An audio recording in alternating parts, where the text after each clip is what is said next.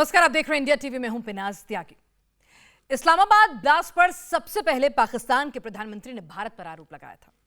उसके तुरंत बाद पाकिस्तान के गृह मंत्री ने मस्जिद ब्लास्ट को अफगानिस्तान से जोड़ा और इसके बाद पाकिस्तान के इंफॉर्मेशन मिनिस्टर ने कहा कि ब्लास्ट के पीछे इमरान खान की पार्टी है।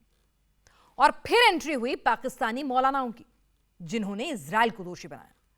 लेकिन इस्लामाबाद का सच क्या है, यह पूरे पाकिस्तान को पता है। पाकिस्तान का बच्चा कह रहा है कि इस्लामाबाद में दहशतगर्दी के पीछे मुनीर की वर्दी, बाकायदा अब इसके सबूत भी सामने आने लगे। पाकिस्तान के पूर्व मेजर ने 8 दिन पहले दावा किया था मुनीर ने पाकिस्तान में धमाके का ऑर्डर दे दिया। अब पाकिस्तानी आर्मी उस वीडियो को सोशल मीडिया से हटा रही है। इस्लामाबाद ब्लास्ट से मुनीर को कितना फायदा हुआ, मुनीर ने शियाओं को ही क्यों मारा, आप सब कुछ समझिए इस रिपोर्ट से।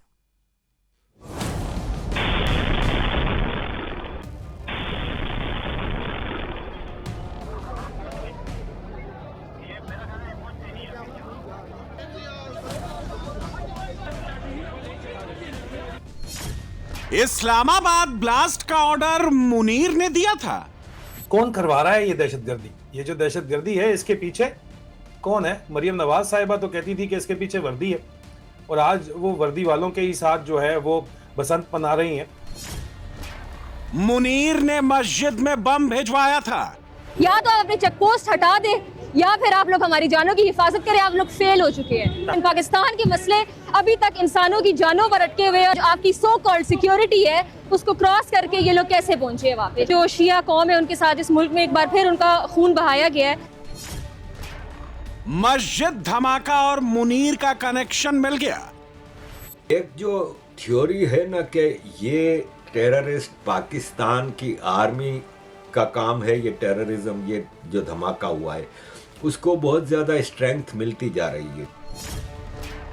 इस्लामाबाद का कसाई मुनीर भाई है। दहशतगर्दों का कोई फिरका नहीं होता। कैसे नहीं होता? हम ये बात करके उनको सपोर्ट कर रहे होते हैं। यहां मैं आपको एक राज से पर्दा उठाना चाहता हूं। शिया को आखिर मारा कैसे जाता है? आज मैं आपके सामने सिर्फ ये नहीं कहना चाहता कि दहशतगर्दों का कोई मजहब नहीं होता। आज मैं आपको उनका मजहब भी बताऊंगा। मैं सिर्फ ये नहीं कहना चाहूंगा जनाब दहशतगर्दों का कोई ताल्लुक किसी मकतब फिक्र या फिरके से नहीं है। पीओके में मुनीर के खिलाफ शिया सड़क पर आ गए। हमें सिक्योरिटी की भीख नहीं चाहिए। सिर्फ एक दफा आकर ऐलान कर दो कि शिया अपनी जान का तहफ्फुज़ खुद करेंगे। हैदर कर्रार की कसम खाकर कह रहा हूं, पाकिस्तान में एक दहशतगर्द नहीं बचेगा। हमें भी अपना मुजरिम चाहिए। हम भी अपने मुजरिमों को तख्ते-ए-दाम पर देखना चाहते हैं। आज तक आपने हमें तहफ्फुज़ देने में आप नाकाम रहे। जब जब आसिम मुनीर की गद्दी खतरे पर पड़ती है, जब जब मुनीर के खिलाफ विद्रोह तेज होता है, जब जब मुनीर के खिलाफ आवाज बुलंद होती है, पाकिस्तान में धमाका हो जाता है।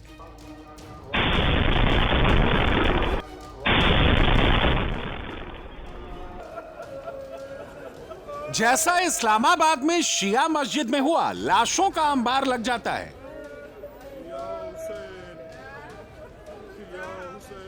बहादुर खान भी लिखा हुआ, पूरा जेंडर भी पूरा आईडी। लेकिन सबसे ताज्जुब वाली बात है, सुसाइड बॉम्बर के चीथड़े उड़ जाते हैं, लेकिन उसके आईडी कार्ड को कुछ नहीं होता। जैसा मुनीर ने कहा था, बिल्कुल वैसा ही समझाया जाता है। जेंडर भी पूरा आईडी, देखिए ना, आईडी कार्ड नंबर भी पूरा अवेलेबल है। जब भी कहीं को वाकया होता है, अचानक शनाख्ती कार्ड पूरे पते समेत और हर चीज समेत जो है वो अवेलेबल हो जाता है। बंदे का मतलब जिस्म का कोई टुकड़ा भी बाकी ना रहे, लेकिन शनाख्ती कार्ड महफूज रहता है।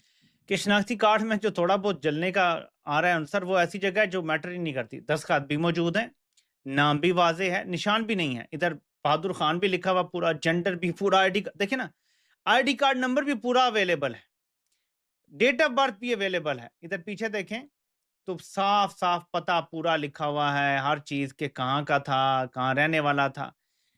यानी ये कितने समझदार धमाके होते हैं जिसमें आईडी कार्ड महफूज रहता है। जब एजेंसियां किसी भी मुल्क की, हो सकता है वो केसरिया से मन जोगी हुआ रे, दिल झूमे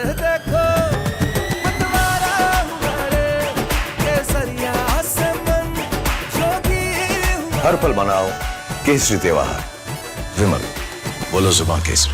लोकल एजेंसियां करवाएं, हो सकता है बैरूनी एजेंसियों नहीं करवाएं, लेकिन एजेंसियां जब कोई काम करवाती हैं और किसी खास एंगल से पिन करना चाहती हैं, तो जो आईडी होती है वो खास हद तक जला के डिस्ट्रॉय करके पहले से तैयार रखी होती है। फिर जब वाकया हो जाता है तो वहां पे ऐसे फेंक दी जाती है, पहुंचा दी जाती है, वहां पे किसी ना किसी तरीके से उसको इंस्टॉल कर दिया जाता है। इस्लामाबाद ब्लास्ट की टाइमिंग मुनीर के लिए परफेक्ट है। मुनीर जो डर पाकिस्तान को दिखाना चाहता था वो उसने दिखा दिया। ऐसा नहीं है कि इस्लामाबाद ब्लास्ट की भनक किसी को नहीं थी, बल्कि पाकिस्तानी सेना में सबको पता था मुनीर अपनी गद्दी के लिए खून बहाने वाला है। आज से 8 दिन पहले, 8 से 9 दिन पहले, 9 दिन पहले मुझे इंफॉर्मेशन आई। मैं हैरान हो गया। मैंने इंफॉर्मेशन सुनी, मैंने कहा कि यार इसको कन्वे करना है सर, ये तो बहुत खतरनाक बातचीत है। कैसे अपनी ही मुल्क की एजेंसियां इस तरह कर सकती हैं। मैंने इसको अपनी जर्नलिस्टिक रिस्पॉन्सिबिलिटी पूरे करते हुए वेरीफाई करने की कोशिश की, तो दूसरे साहब ने मुझे कहा कि तुम्हें ये किसने बताया। मैंने कहा सर मैं अपने सोर्स तो नहीं आपको बता सकता। उसने कहा यार देखो ये हमारे नेशनल इंटरेस्ट में नहीं है इस इंफॉर्मेशन को शेयर किया जाए, और कुछ चीजें स्ट्रेटेजिक कंपल्शन होती हैं। जनरल साहिबान की एक बड़ी प्यारी बात है कि जो भी चीज जो है उन्होंने वो करनी होती है, उसको कहते हैं जनाब जो भी हराम काम भी हो तो स्ट्रेटेजिक कंपल्शन बन जाता है। कंफर्मेशन मुझे मिल गई कि होने वाला, अगले दिन मैंने खबर चला दी। अब सबसे बड़ा सवाल, मुनीर ने इस्लामाबाद और शिया मस्जिद को क्यों चुना? सबसे पहले आसिम मुनीर की सोच शियाओं को लेकर क्या है वो जानिए। आसिम मुनीर सुन्नी मुसलमान हैं। मुनीर के पिता सुन्नी मस्जिद में मौलाना थे। आसिम मुनीर की पढ़ाई मदरसा में हुई है। मुनीर खुद को हाफिज बताता है। पाकिस्तान के मदरसों में शियाओं को लेकर क्या सिखाया जाता है, ये खुद मदरसे से पढ़े इस पाकिस्तानी से सुनिए। हमने भी इन्हीं मदारिस के अंदर पढ़ा है। मैंने भी 10-12 साल इन्हीं मदारिस के अंदर तालीम हासिल की। और सोशल मीडिया के ऊपर आप मेरे हवाले से पोस्टिंग देख लें कि इस बात के गवाह वो सारे लोग हैं कि जिन्होंने मेरे साथ मदरसे के अंदर तालीम हासिल की, जिन्होंने मेरे साथ वहाँ मदरसे में एक क्लासों के अंदर हमने पढ़ा है, एक उस्ताद के सामने हम बैठे हैं, और हमारी मताम की ज़िंदगी, हमारी ज़िंदगी कि मेरे बारे में भी ये कहा जाता है कि एक वक्त ये था कि मैं भी शिया को वाजिबुल कत्ल समझता था। हाँ, ये हकीकत बात है। अगर मुझे अल्लाह सुब्हानहू व तआला कुरान और अहलुल बैत की मारिफत ना देता तो आज मैं भी इन शिया लोगों को पता नहीं किन रास्तों के अंदर ये प्लानिंग कर रहा होता कि इनको किस तरह से अस्तगफिरुल्लाह अज़ीम इनको वासिल जहन्नम करना है। पाकिस्तान कहने को इस्लामिक मुल्क है, लेकिन इस मुल्क में सबसे ज्यादा टारगेट शियाओं को किया जाता है। मदरसे में शियाओं को मारना सिखाते हैं। ऐसे ही मदरसे में मुनीर पढ़ा है। उसकी सोच भी एंटी शिया है। मुनीर इस बार एक तीर से 2 शिकार करना चाहता था। इस्लामाबाद में शिया मस्जिद पर हमला। हमलावर को पेशावर का बताया गया। पेशावर में इमरान की पार्टी की सरकार है। मुनीर के मुताबिक आतंकी को इमरान की पार्टी सपोर्ट करती है। पेशावर से इस्लामाबाद की दूरी 185 किलोमीटर है। सोचिए, एक सुसाइड बॉम्बर अपने शरीर में बम बांधकर बस से 185 किलोमीटर दूर धमाका करने के लिए आया और उसको किसी ने नहीं देखा। ऐसा पाकिस्तान में ही हो सकता है। मेरे लिए जो सबसे इम्पोर्टेंट है ना वो ये है कि जो दहशतगर्द के हवाले से या खुदकुश बमबार के हवाले से जो इत्तलात आई हैं कि वो बाकायदा नौशहरा से जैकेट पहनकर पब्लिक ट्रांसपोर्ट से इस्लामाबाद पहुंचा है। इतनी चेक पोस्टें आती हैं सर, रास्ते में कैसे बच निकला? देखिए बात यह है कि अभी तो ये सारी चीज़ें कुछ मालूमात बेस्ड हैं और कुछ चीज़ें जो है ज़ाहिर है एजम्पशन बेस्ड भी होती हैं। जब आप इंटेरोगेशन कर रहे होते हैं उसमें 100% वो चीज़ नहीं होती। हम ये कह रहे थे कि पहाड़ों के ऊपर दहशतगर्द आ रहे हैं, नीचे उतर रहे हैं। उस वक्त हमें कहा गया कि आप जो है ना मुल्क के रियासत के ऊपर इल्ज़ाम लगा रहे हैं, आप गलत बयानी कर रहे हैं। मुराद सईद और दीगर लोग उस वक्त बार बार कहते रहे, तो दहशतगर्दों को तो आप फिर लाने वाले हैं। अब बात, मुनीर ने इस्लामाबाद को क्यों चुना, यहां पर धमाका क्यों किया?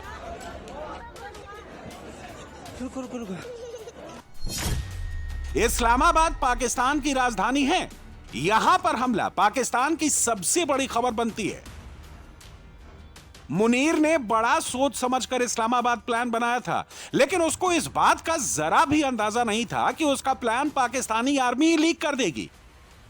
इसके एक रिश्तेदार ने बयान दिया है कि ये एक्चुअली अभी कुछ दिनों पहले पाकिस्तान के आर्मी चीफ से भी मिला था, उसको आर्मी चीफ ने कैश भी दिया था, एक कोरोला गाड़ी भी दी थी और कई जनरल से मिल चुका है।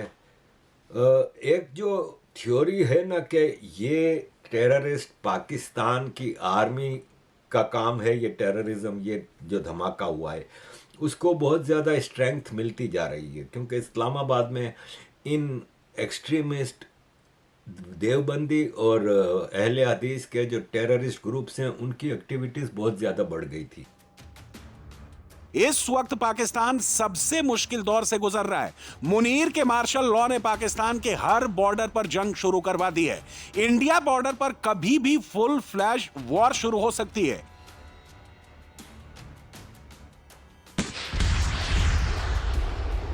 एक गोली और अफगानी बॉर्डर पार करने के लिए पाकिस्तान में घुस जाएंगे।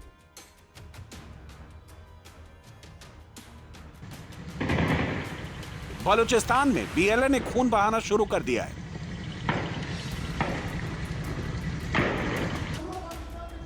पाकिस्तान के अंदर इमरान खान की रिहाई सबसे बड़ा मुद्दा बन गया है।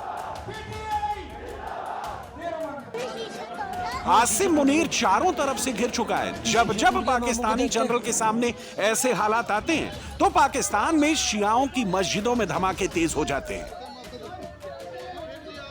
30 से 40 हजार शिया कत्ल हुए हैं एस्टैब्लिशमेंट की नाक के नीचे। ज़ियाउल हक ने सपोर्ट किया उन जाती तंजीमों को जिन्होंने शिया का कत्लेआम किया, इसीलिए शिया इतनी नफरत करते हैं। जब भी एस्टैब्लिशमेंट उनको अपने पास बुलाती है वो कहते हैं केसरिया से मन जोगी हुआ रे, दिल झूमे देखो मतवारा हुआ रे, केसरिया से मन जोगी हुआ। हर पल मनाओ केसरी त्योहार। विमल, बोलो जुबान केसरी। कि यार हम तो इसी नैरेटिव पे थे जो आज आपने एफएटीएफ के बाद अडॉप्ट किया। मैं तो शिया उलमा से भी डिस्कशन करता हूँ, जब वो आर्मी चीफ के सामने बैठे होते हैं तो मुझे बताते हैं कि हमने क्या डिस्कशन की। वो डरके की चोट पे कहते हैं कि भाई आप जो बातें कर रहे हो ये तो हम उस वक्त करते थे जब ज़ियाउल हक जो है हमारा कत्लेआम करवा रहा था, आज आपने हमारा नैरेटिव अडॉप्ट किया। तो शिया कम्युनिटी जो है जो पाकिस्तान में 20% तो है, 20 से 25%। कादियानी तो आटे में नमक भी नहीं है, क्रिश्चियन तो आटे में नमक भी नहीं है। आप देखें मुसलमानों का एक फिरका, उसके बारे में इतना सख्त रवैया अडॉप्ट किया गया। आप कादियानियों का जिक्र तो करते हैं, सबसे मजलूम तबका यहाँ पे शिया जो मुसलमान होने के बावजूद कत्ल हुए। आसिम मुनीर को लगा था कि वो पाकिस्तान का हीरो बनेगा, उसके कसीदे पढ़े जाएंगे, किताबों में उसकी कामयाबी पढ़ाई जाएगी। लेकिन जब मुनीर का सपना टूटा तो उसके पैरों के नीचे से जमीन हिल गई। अफगानिस्तान पाकिस्तान के संबंध सबसे ज्यादा खराब हो गए। अमेरिका ने पाकिस्तान का साथ छोड़ दिया, यूएई ने पाकिस्तान से अपना उधार वापस मांग लिया, दुनिया ने पीओके को भारत का हिस्सा मान लिया। मुनीर के सारे रास्ते बंद हो गए। ऐसे में पाकिस्तानी आर्मी को एक काम आता है, पाकिस्तानियों का खून बहाना। जैसे इमरान खान जिस वक्त 2014 में जो आर्मी पब्लिक स्कूल पे अटैक हुआ था इमरान खान का, जैसे मैंने कहा 126 डेज का प्रोटेस्ट चल रहा था और किसी तरीके से इमरान खान हटने को तैयार नहीं थे। उस वक्त एक अटैक हुआ था आर्मी पब्लिक स्कूल पे और इमरान खान का वो धरना खत्म हो गया था। इसी तरीके से कहा जा रहा है कि अक्सर इस किस्म के अटैक्स और अक्सर इस किस्म की चीजें जो है वो पाकिस्तान की स्टेट टाइम टू टाइम इस्तेमाल करती रही है अपने फायदे के लिए, अपने ही लोगों को मार के और अपना मकसद हासिल करती रही है। तो कई बार इस किस्म के शक व शुबे भी लोगों के दिलों में आ रहे हैं कि कहीं ऐसा तो नहीं है कि ये जो अटैक है इसमें कहीं ना कहीं पाकिस्तान की स्टेट या पाकिस्तान की एजेंसीज या पाकिस्तान की गवर्नमेंट जो है वो खुद ही इन्वॉल्व हो। ऐसा लोगों का ख्याल है। कई लोगों का ये भी कहना है कि भाई ऐसा कैसे हो गया कि इतनी बड़ी नंबर 1 एजेंसी जो अपने आप को कहते हैं, इनको पता कैसे नहीं लगा कि इतना बड़ा एक अटैक प्लान हुआ। पाकिस्तान में जो कुछ भी होता है, जहां पर भी गोली चलती है, या तो पाकिस्तानी आर्मी के ऑर्डर पर चलती है या उनको पता होता है क्या होने वाला है, कहां पर कितना फायदा हो सकता है, उसके बाद फैसला लिया जाता है। 8 फरवरी को इमरान के समर्थन में पूरे पाकिस्तान में विरोध होने का ऐलान था। 7-8 फरवरी को लाहौर में मरियम नवाज ने बसंत मनाने का ऐलान किया। 6 फरवरी को इस्लामाबाद बम ब्लास्ट हुआ और इस्लामाबाद में इमरजेंसी घोषित हो गई। पाकिस्तान में हिंदुओं के बाद शिया सबसे बड़ा टारगेट है। पाकिस्तान में हिंदू तो अब बचे नहीं और शियाओं को भगाने का पूरा जोर लगाया जा रहा है। मैं 20 साल की थी जब कूचर रिसालदार में मेरे घर से कुछ वक्फे पर जो है धमाका किया गया और मेरे मोहल्ले के बेशुमार लोग उसमें शहीद हुए। मेरे अपने चचा, मेरे 2 चचा जो है वो दहशतगर्दी के टारगेट किलिंग में 2010 में शहीद हो चुके हैं। और आज जब मैं 23 साल की हो चुकी हूँ, दोबारा हम लोग इसी वही मसले पर जो है आए यहाँ पर खड़े होके कि दोबारा शियों को नमाज के दौरान शहीद कर दिया गया। दुनिया जो है वो टेस्ला जो है वो गाड़ियाँ बना रहा है, नासा जो टेस्ला है, एलन मस्क वो स्पेस पे जा रहा है, लेकिन पाकिस्तान के मसले अभी तक इंसानों की जानों पर अटके हुए और पाकिस्तान की शिया नस्लकुशी अब तक हो रही है। 1947 में पाकिस्तान में करीब 30% शिया थे। अब पाकिस्तान में शियाओं की आबादी 15% बची है, जिस पर कभी सुसाइड अटैक होता है तो कभी गोलियों से भून दिया जाता है। पाकिस्तान में 1987 और 2014 के बीच 5000 शियाओं को मार डाला गया। गिलगित बाल्टिस्तान में 1947 तक 80% शिया थे, जिनकी आबादी कम होकर अब 50% हो गई है। इस्लामाबाद में शिया मस्जिद में ब्लास्ट हुआ तो इसका विरोध पीओके में हो रहा है।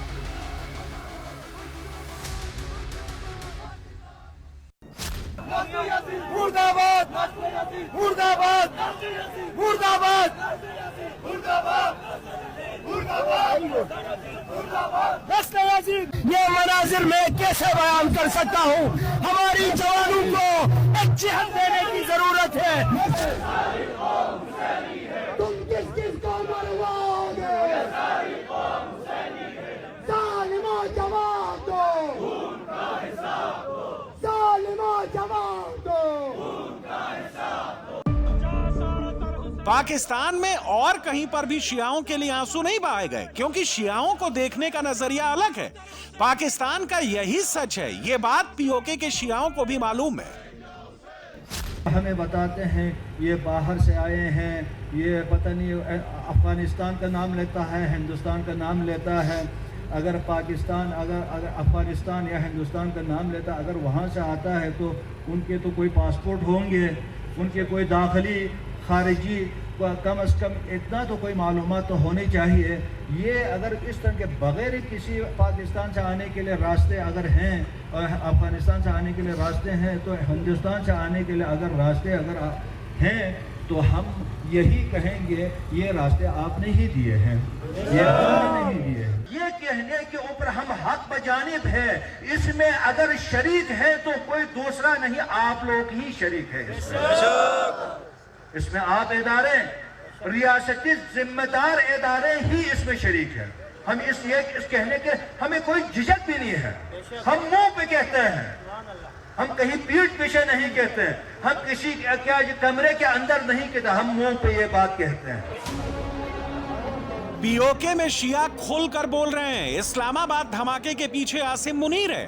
पाकिस्तानी आर्मी का संविधान भी शिया विरोधी है। आपको जानकर हैरानी होगी, पाकिस्तानी आर्मी में सिर्फ एक शिया जनरल बन सका है। 1998 में जनरल मुशर्रफ पाकिस्तानी चीफ बने।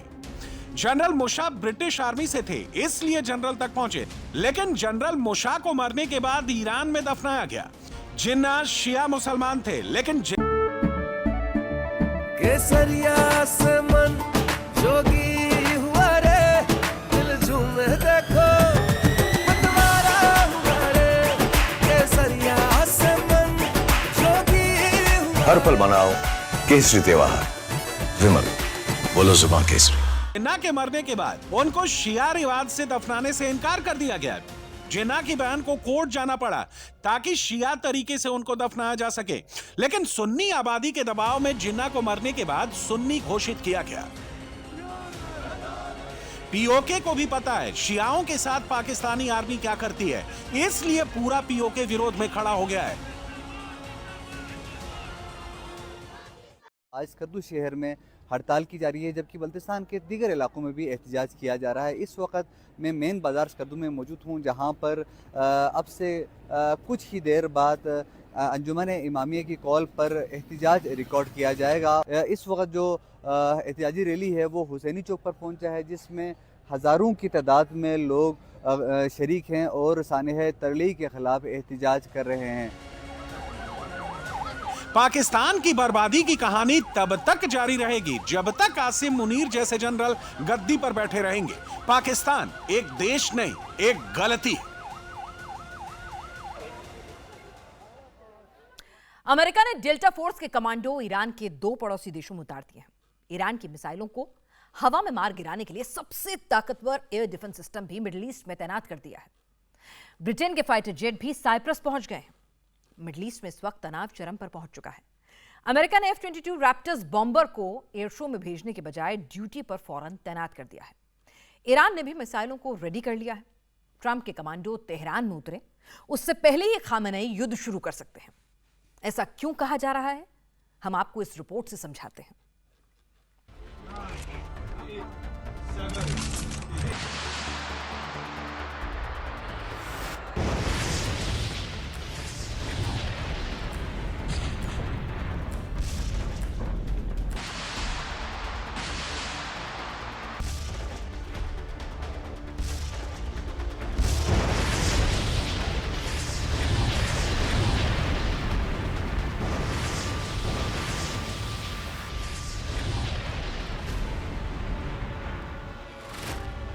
ट्रंप ने ईरान के बॉर्डर पर डेल्टा कमांडो फोर्स क्यों भेजे?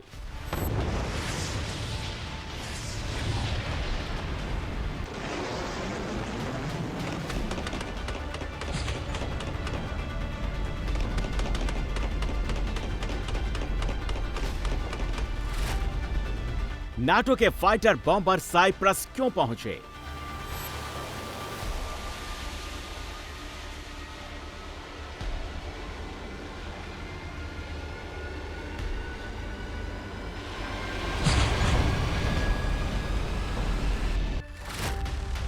अमेरिका ने युद्धपोत लिंकन को अदृश्य मोड में क्यों डाला?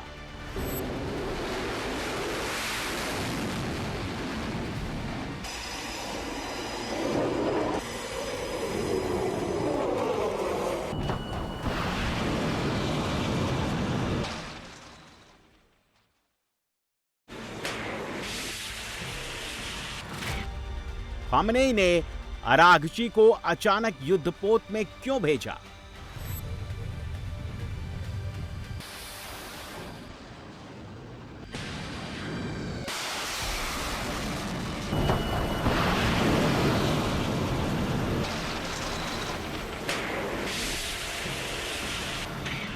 क्या ईरान पर बहुत जल्द अमेरिका हमला करने वाला है? क्या खामेनेई पर ट्रंप बहुत जल्द गाज गिराने वाले हैं?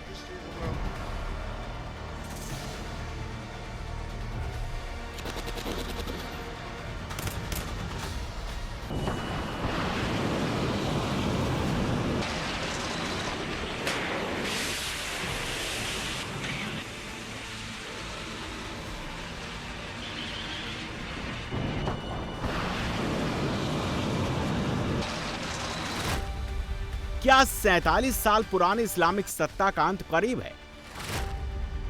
क्या तेहरान में तख्ता पलट से कम ट्रंप को कुछ मंजूर नहीं? क्या खामेनेई के पास ट्रंप को रोकने की ताकत है?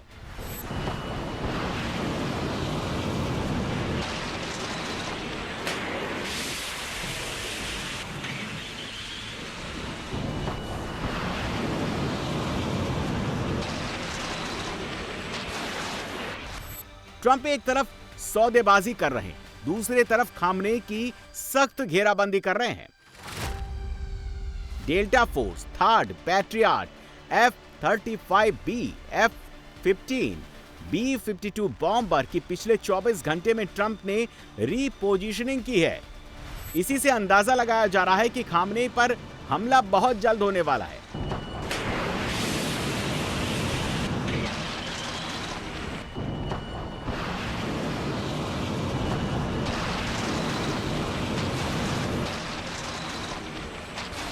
ट्रंप का सबसे चौंकाने वाला मूल एलीट डेल्टा फोर्स की तैनाती को लेकर है। अमेरिका ने सबसे खतरनाक मिशन को अंजाम देने वाले डेल्टा फोर्स के कमांडो को ईरान के बॉर्डर देशों आर्मेनिया और तुर्कमेनिस्तान में उतारा है।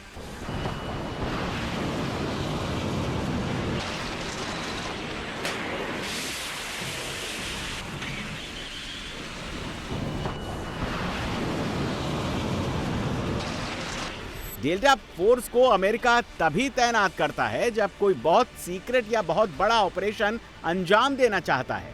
डेल्टा फोर्स दुनिया की सबसे खतरनाक कमांडो फोर्स है जो कभी मिशन को अधूरा नहीं छोड़ती है।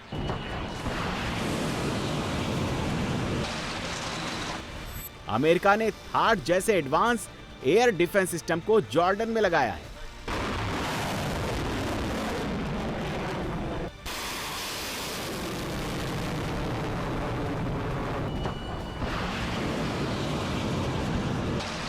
अमेरिका ने जॉर्डन के अलावा मिडिल ईस्ट में 19 बेसों में थाट डिफेंस सिस्टम की तैनाती कर दी है।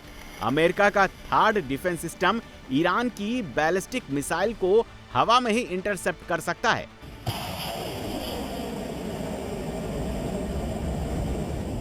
चौबीस घंटे में खामनेई पर कैसे फंदा ट्रंप ने कसा है वो पहले समझ लीजिए। ईरान के नॉर्थ ईस्ट बॉर्डर पर तुर्कमेनिस्तान है जहां ट्रंप ने फोर्स भेजी है। ईरान के नॉर्थ वेस्ट में आर्मेनिया है जहां ट्रंप की कमांडो फोर्स उतर चुकी है। साइप्रस भूमध्य सागर में एक द्वीपीय देश है जहां नाटो के बॉम्बर उतर चुके हैं। मिडिल ईस्ट में पहले से अमेरिका के 40,000 सैनिक ईरान पर घेरा डालकर बैठे हैं।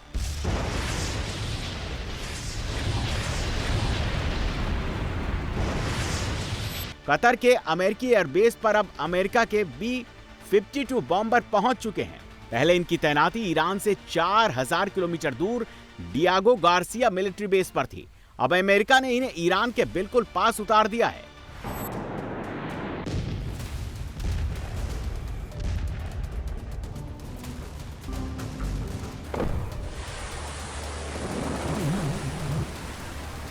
खामनेई की तगड़ी घेराबंदी के तुरंत बाद ट्रंप के स्पेशल दूत विटकॉफ अचानक अमेरिका के सबसे बड़े युद्धपोत अब्राहम लिंकन पर पहुंच गए।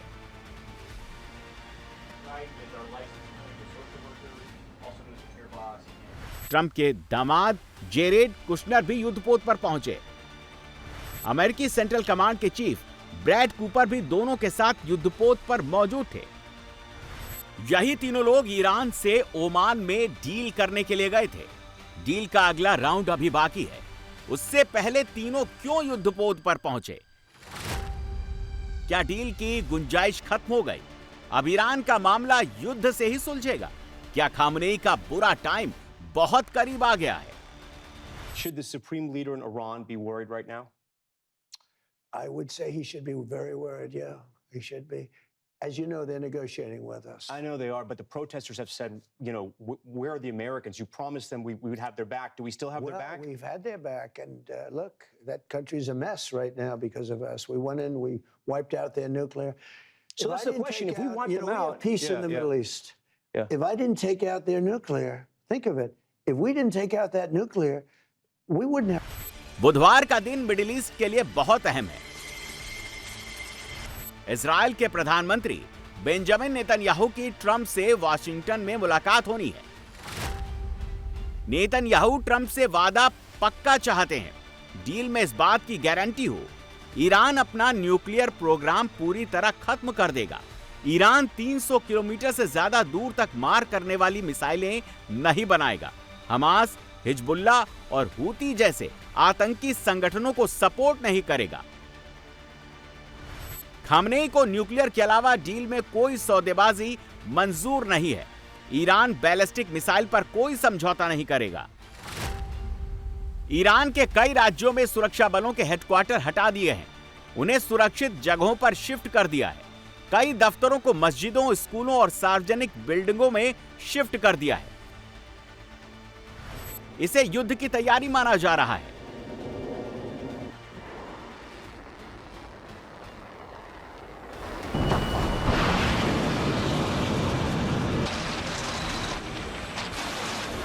अचानक ईरान के विदेश मंत्री अब्बास अरागची ने युद्धपोत का दौरा किया, जो इस बात के संकेत हैं कि डील टूट चुकी है। युद्ध कभी भी शुरू हो सकता है। हमारी दृष्टि से शून्य संवर्धन का मुद्दा बातचीत के दायरे से पूरी तरह बाहर है। हमारा यूरेनियम एनरिचमेंट एक स्थापित मुद्दा है और इसे जारी रखना चाहिए। वे सैन्य बमबारी के माध्यम से भी इसे समाप्त करने में असमर्थ रहे, क्योंकि बमबारी से तकनीक को नष्ट नहीं किया जा सकता। हम ईरान में संवर्धन के संबंध में विश्वास बढ़ाने वाले समझौते पर पहुंचने के लिए तैयार हैं। हमें इससे कोई आपत्ति नहीं है, लेकिन संवर्धन के सिद्धांतों को निश्चित रूप से स्वीकार किया जाना चाहिए। कल हमारी बातचीत इन्हीं मुद्दों पर केंद्रित थी, और जब मैं कहता हूं कि एक अच्छी शुरुआत थी, तो मेरा मतलब है कि इन वार्ताओं के मेरे द्वारा बताए गए दिशा में आगे बढ़ने की उम्मीद की जा सकती है।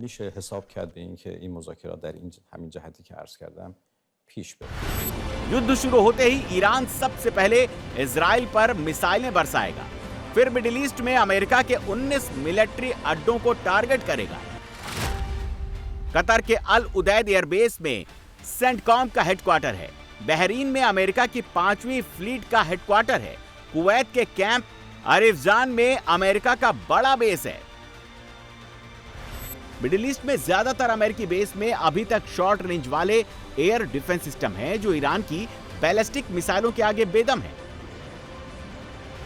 इसीलिए ट्रंप ने अब तक हमला नहीं किया।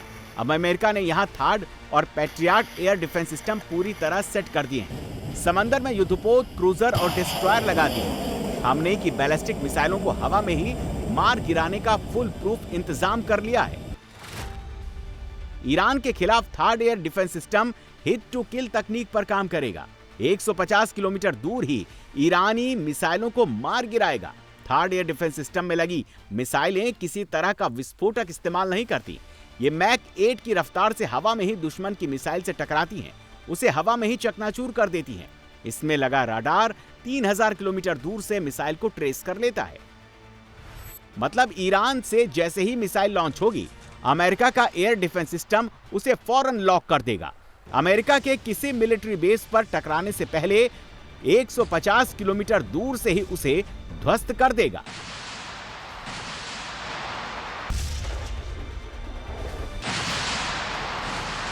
खामनेई के पास 4 ऐसी मिसाइलें हैं जो इजराइल को तबाह कर सकती हैं। अभी तक अमेरिका के हमले न करने की ये भी बड़ी वजह है।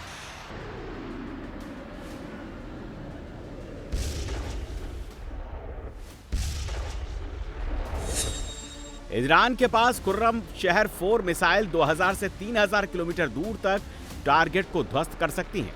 इसमें लगा 1800 किलो का विस्फोटक बहुत तबाही मचाता है। ये 20,000 किलोमीटर प्रति घंटे की स्पीड से हमला करती है, जिससे इसे ट्रैक करना मुश्किल होता है। खामनेई के जखीरे में मीडियम रेंज की सबसे घातक मिसाइलें सेजिल भी है। 2500 किलोमीटर दूर तक अमेरिकी बेस और इजराइल पर हमला कर सकती हैं। इसमें 650 किलो का विस्फोटक लगा है, जो 16,000 किलोमीटर प्रति घंटे की मैक्स स्पीड से अटैक करती है।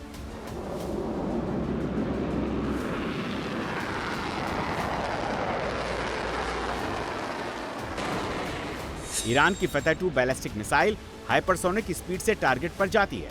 जून के युद्ध में इजराइल के नोवातिम और तेल नोफ एयरबेस को तबाह कर चुकी है।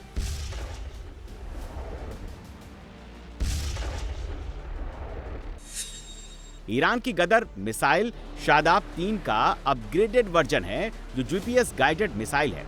2000 किलोमीटर तक मार कर सकती है। ये 800 किलो का न्यूक्लियर वॉरहेड भी ले जा सकती है।